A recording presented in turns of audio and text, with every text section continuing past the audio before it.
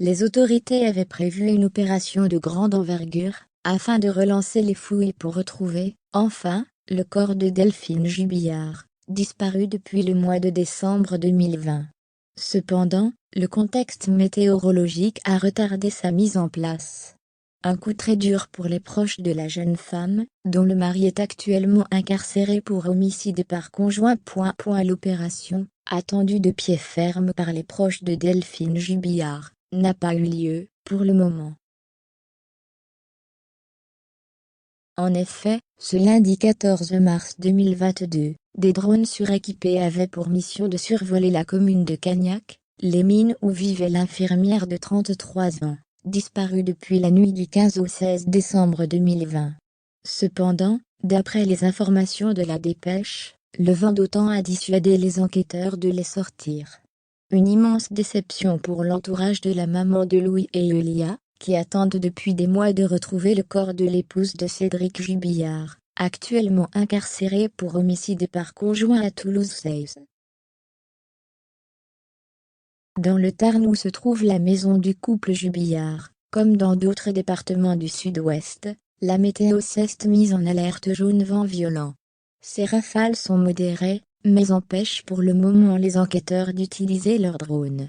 Si la situation météorologique devrait s'améliorer à partir de mercredi, elles obligent les forces de l'ordre à republier un arrêté de zone d'interdiction temporaire de survol sur la commune.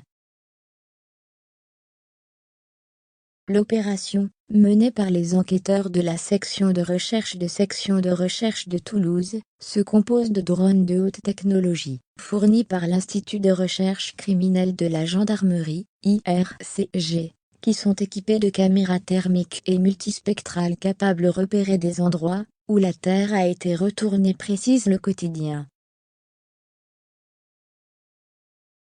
Aucune faille géologique qui compose la région et rend difficile les recherches ne devrait pouvoir résister à ces engins puissants.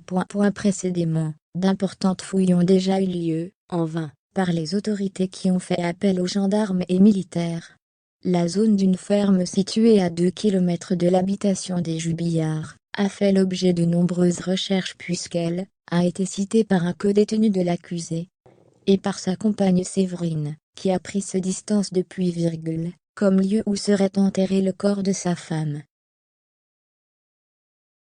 Une bâtisse qui a brûlé au printemps 2021, soit 2 mois avant que Cédric Jubillard ne soit mis en détention. Ce dernier, qui clame son innocence, a fait une 5e demande de remise en liberté.